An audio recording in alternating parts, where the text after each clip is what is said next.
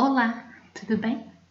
Hoje nós vamos falar sobre... Você já ouviu essa afirmação? Somos todos um? Você entende isso?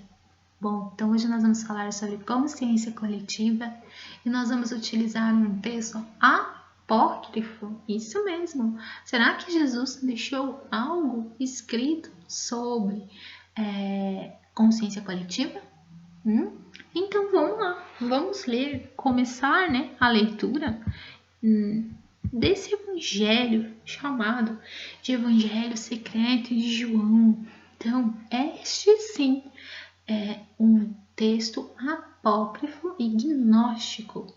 E este texto, ele traz muitas informações. Mas vamos começar falando sobre o Pai Celestial. Então, nesse texto apócrifo, Jesus está conversando, Jesus ressuscitado, veio conversar com João Evangelista. E ele define para João o que é o seu Pai, o que é o Pai Celestial. Então, é muito interessante porque Jesus define em vários trechos deste Evangelho o Pai como uma luz. Então, ele fala, ele é Deus e Pai do todo, o sagrado, o invisível, que está acima de tudo, existindo como luz pura, dentro da qual nenhum olho pode enxergar, pode olhar.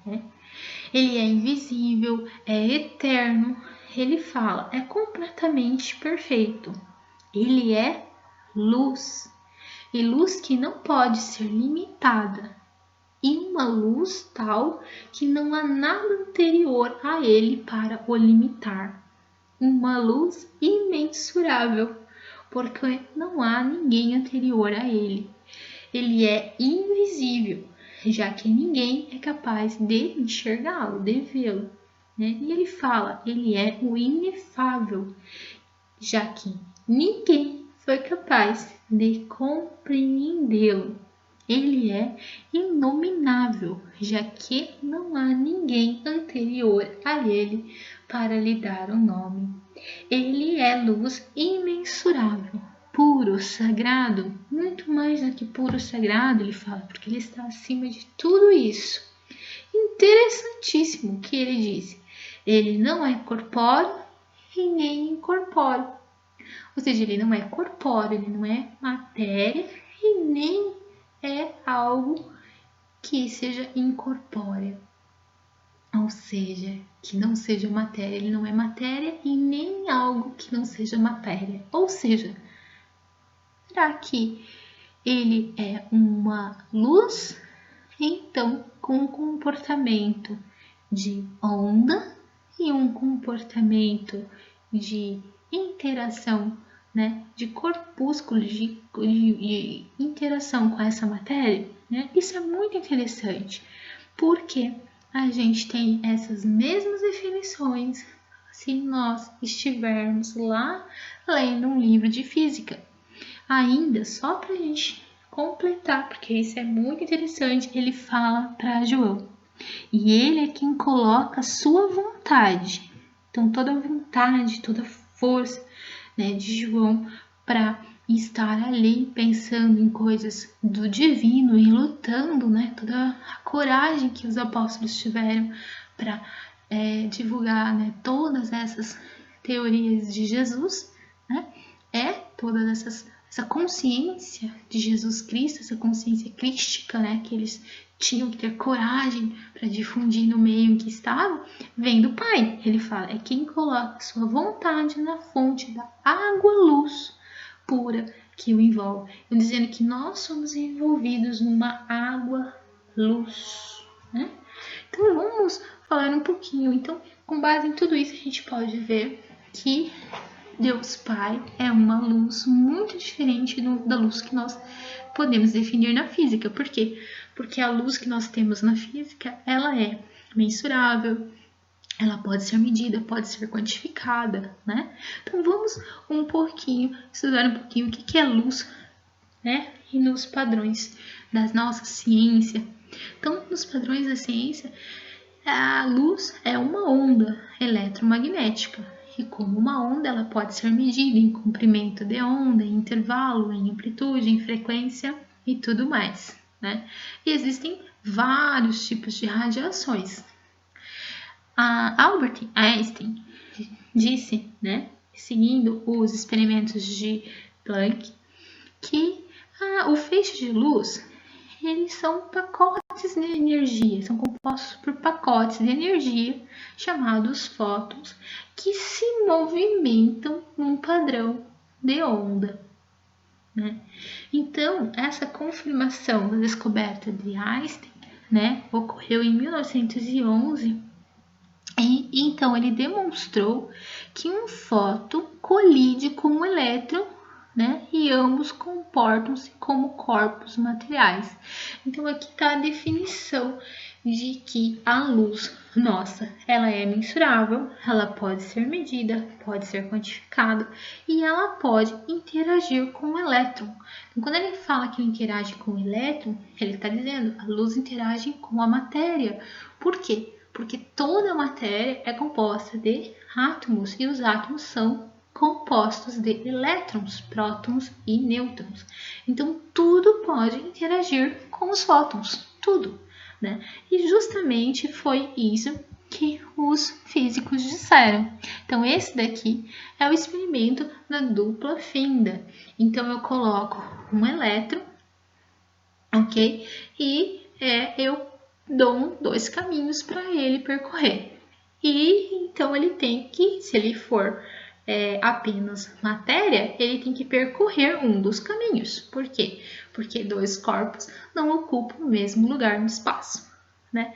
Acontece que eles observaram que ao mesmo tempo esse corpúsculo, essa matéria, ela passou por 2 lugares ao mesmo tempo, indicando que ela não era só componente material, ela era sim uma componente eletromagnética, né? Então, com base nesses experimentos, o físico de Bloch, ele levantou a hipótese de que não somente a luz, mas toda a matéria tem comportamento dual. Ou seja, o que é o comportamento dual? Ela é partícula e ela é onda.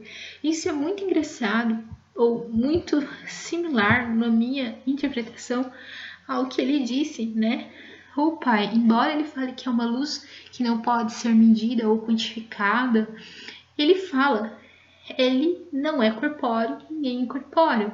Como ali no experimento da dupla fenda, né? Eu tenho algo que não é só corpóreo e nem é só incorpóreo, é as duas coisas. É, né, um componente eletromagnético, mas que também pode se comportar como uma partícula.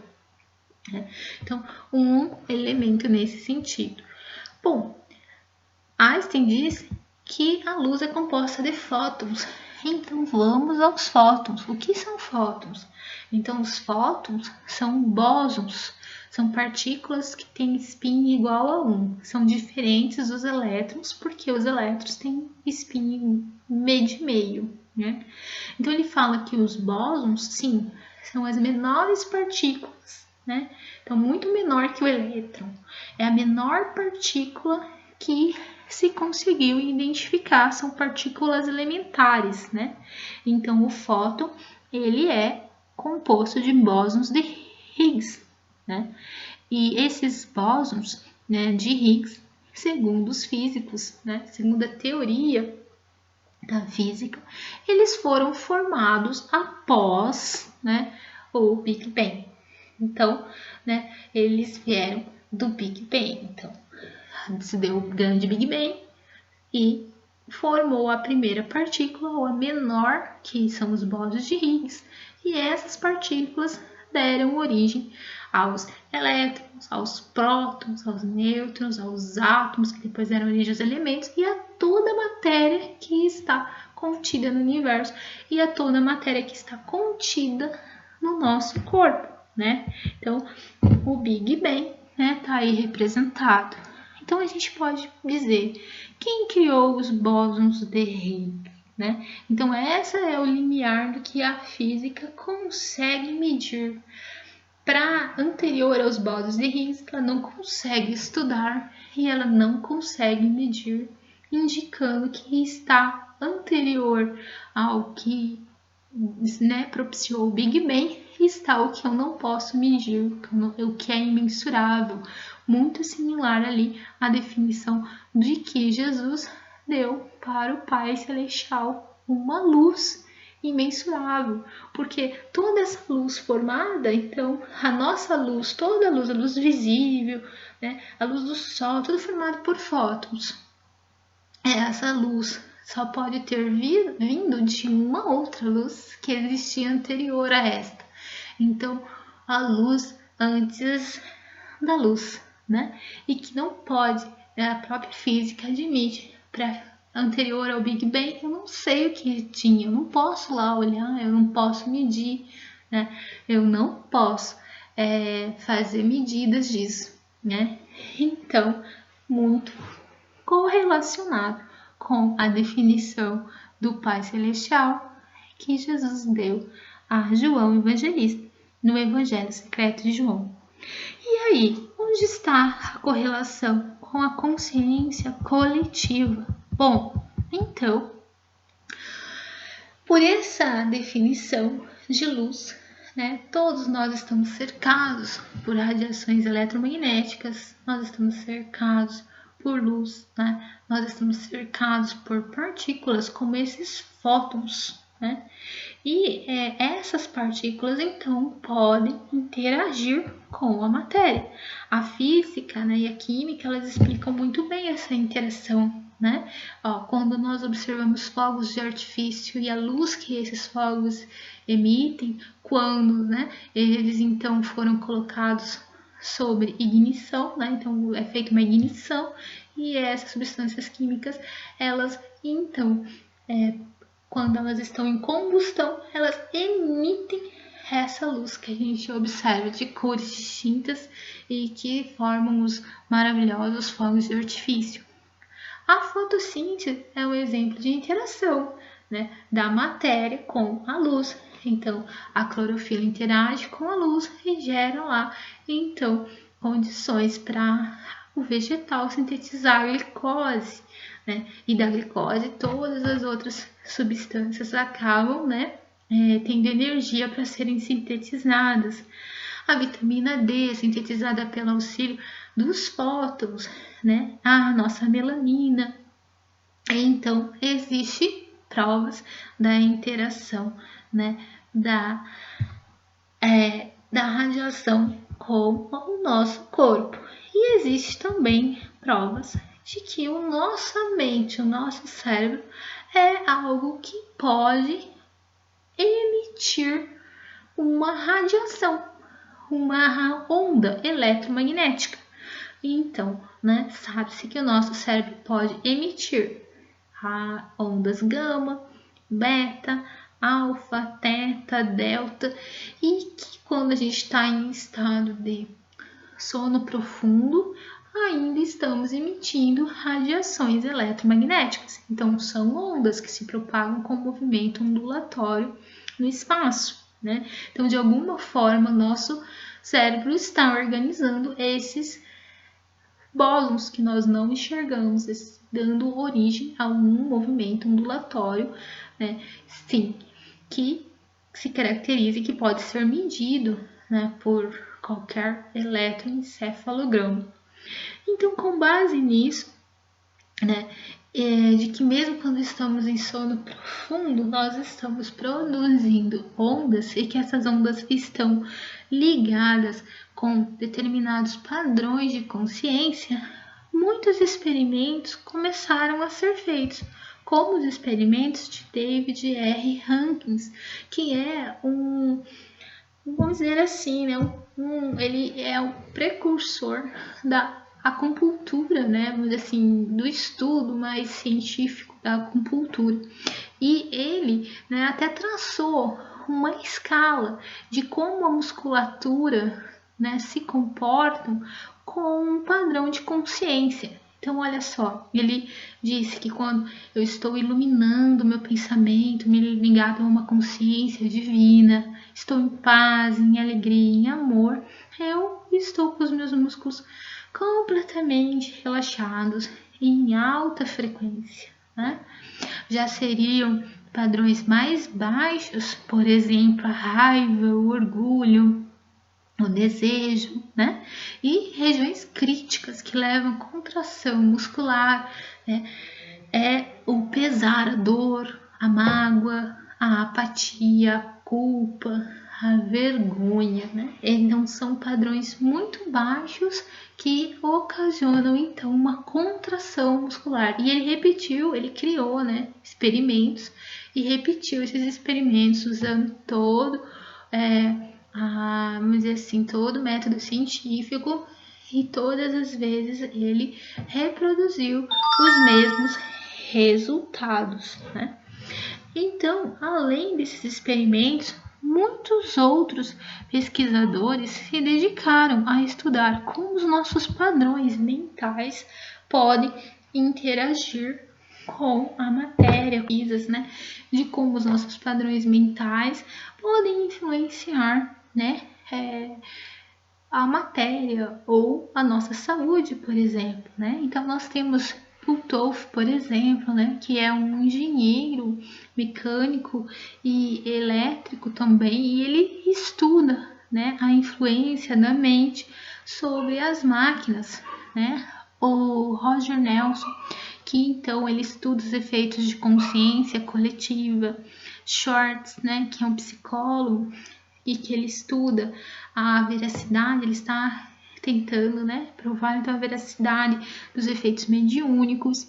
Elizabeth Firstag, que estudou, né, como que os padrões mentais, o efeito da oração, por exemplo, nos pacientes com AIDS, né, foi o principal trabalho que ela se dedicou. E a gente tem aqui os trabalhos de Fritz Auspop, que é um dos pais, né, da homeopatia. Então ele conseguiu provar através de métodos científicos e estabeleceu ali critérios para medir os padrões eletromagnéticos que pessoas saudáveis e pessoas que tinham problemas de saúde emitiam. E ele percebeu que pessoas saudáveis emitiam um padrão de radiação eletromagnética dos seus corpos, enquanto pessoas doentes, elas não tinham um padrão, ou os valores eram muito acima ou muito abaixo dos valores que pessoas saudáveis emitiam. Ele também descobriu que quando você tem, né, uma molécula extremamente diluída, né, ele descobriu então que se potencializava os efeitos daquela molécula na cura de um determinado problema aqui de saúde, né? Então ele determinou que cada substância tem um padrão eletromagnético e que quando essa substância então ela é diluída em água, e quanto mais ela é diluída, mais a água retém. Então ele então concluiu que a água é uma substância capaz de reter, de criar uma memória do padrão eletromagnético de uma substância. Então, quanto mais diluída, mais essa água ela retém, né, de informações de uma determinada substância, né? Então, a gente tem ali, né, um interessante relato científico, né, da influência ali da da radiação eletromagnética sobre, por exemplo, a água e a questão dela ser uma condutora ou uma substância que promove a memória dessa radiação. Isso é muito importante porque todos nós somos formados por água. 70% do nosso corpo é formado por água. E até tem alguns experimentos que foram feitos onde a água, né, que foi exposta a padrões mentais de oração, né, e depois ela foi congelada, se fotografou por, né, métodos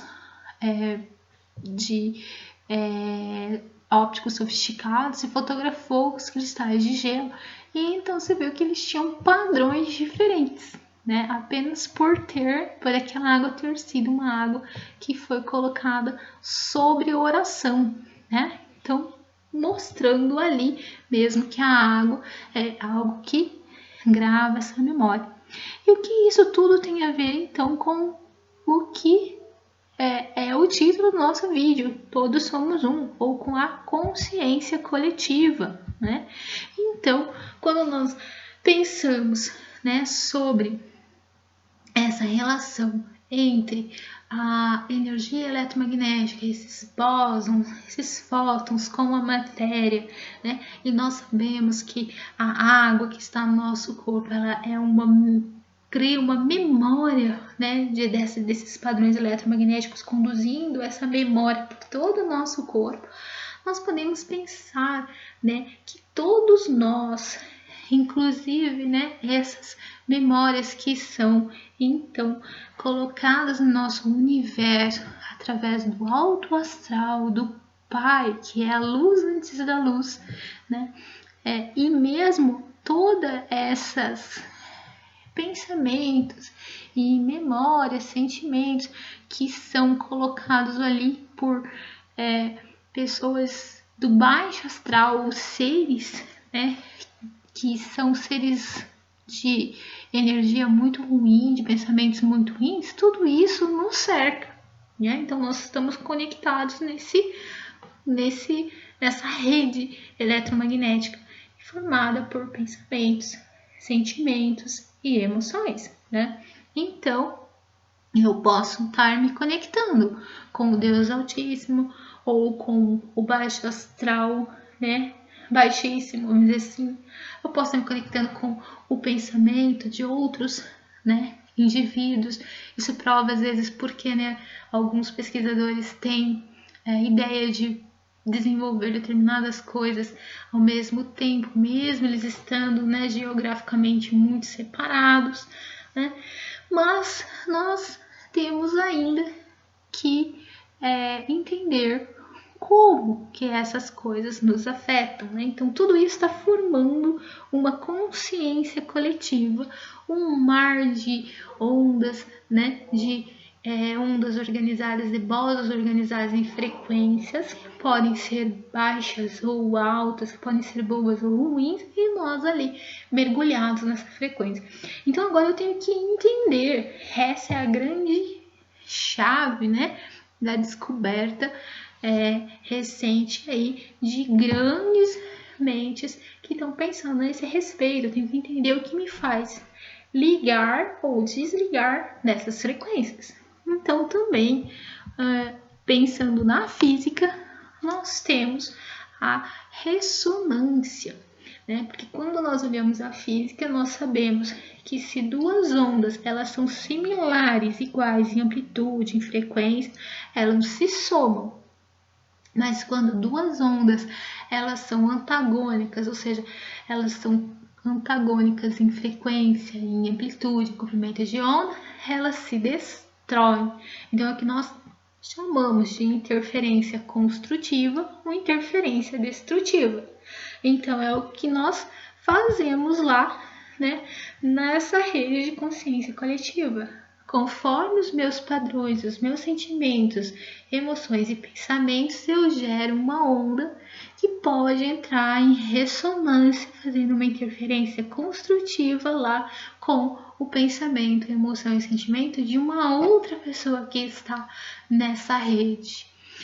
E se essa onda, então, ela faz essa interferência, ela vira uma outra onda maior que as minhas, né, moléculas compostas por 70% água podem gravar, né, podem memorizar e transmitir por todo o meu corpo essa memória, causando então a cura ou causando a doença, dependendo dos padrões mentais, que é a onda que eu gerei para me conectar com essa pessoa. Agora imagine então, se outra pessoa está lá jogando todo quanto é, né, pensamento ruim, negativo para mim, mas eu tô aqui, né, pensando em coisa boa, me conectando com o meu eu divino, em paz, buscando relaxamento, né, buscando a mentalização em coisas boas. Quando essa onda vir somar a essa que eu estou produzindo, ela vai ser o quê? Destruída. E eu não vou me conectar com esses pensamentos. Assim já dizia o nosso mestre Jesus, a inteligência, né, maior que nós temos aí em toda a história do Evangelho. Ele disse, perdoai 70 vezes 7. Né? Ele disse, por quê? Porque você não se conecta com essas matérias, que são matérias e energias capazes então de provocar aí um esgotamento mental ou uma atitude sua que pode te levar ao quê?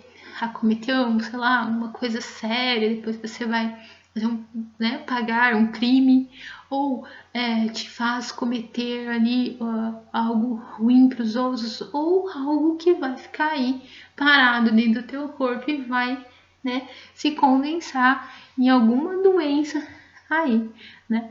Então, a grande chave disso tudo é a ressonância, né? Olha só como isso é interessante. A ressonância é o que faz a taça de cristal ser destruída com ondas sonoras, né? Apenas quando a pessoa emite a onda sonora na mesma frequência capaz das moléculas que constituem essa taça de cristal, né, fazerem com que elas consigam vibrar, fazendo uma ressonância, uma interferência construtiva, é que elas vibram e eu tenho a quebra da taça, né? Então todos esses efeitos estão muito bem descritos, né, também no que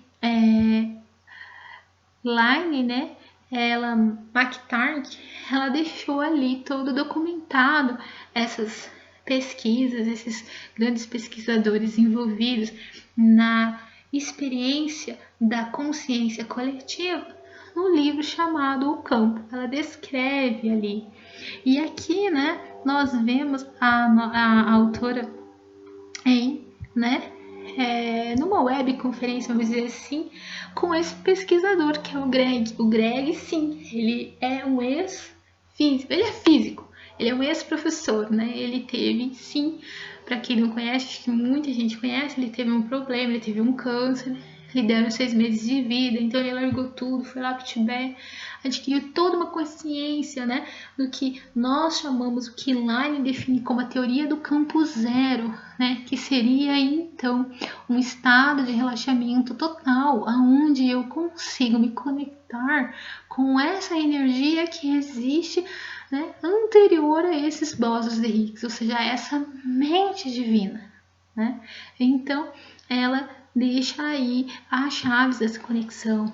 E Greg, né, traz no seu livro, ele então voltou e ele hoje é escritor, ele ajuda as outras pessoas a vivenciarem a mesma experiência que ele teve, ele se curou desse câncer terminal, ele vive muito bem, né, hoje, e escreveu muitos livros, e um deles é a Matriz Divina, onde ele fala, né, o que significa as crises em nossa vida, né? Então, eu vou deixar vocês aí com o vídeo do Greg, onde ele fala da ressonância, né, para vocês assistirem, assistam porque é curtinho, e vou terminar esse assunto por enquanto, e vou agradecendo aí, então, por terem a paciência de assistir esse vídeo, e desejar a todos ressonância com o nosso Pai Celestial. Estejam em paz. It's a very powerful word in our language that simply means when two energies find a way to match one another. So for example, I'm a guitarist, so I'll use guitar as an example. If I have two guitars in the same room, and I have one guitar leaning against one wall and another guitar against another wall, and I take one string and pluck the string here this string on the other guitar would begin to vibrate as if it were the one that were touched. And the reason is because they are in resonance. They are tuned the same. The other strings will not vibrate because they're not tuned the same. This is a powerful principle because we can find resonance in our heart. We tune our bodies the way we tune a musical instrument. And we do this with thought, feeling, emotion, and belief. We choose the quality of belief inside of our bodies that brings us into resonance with the truth and the beauty, or the anger and the hate of the world around us. And the beauty is that we get to choose where that resonance comes from.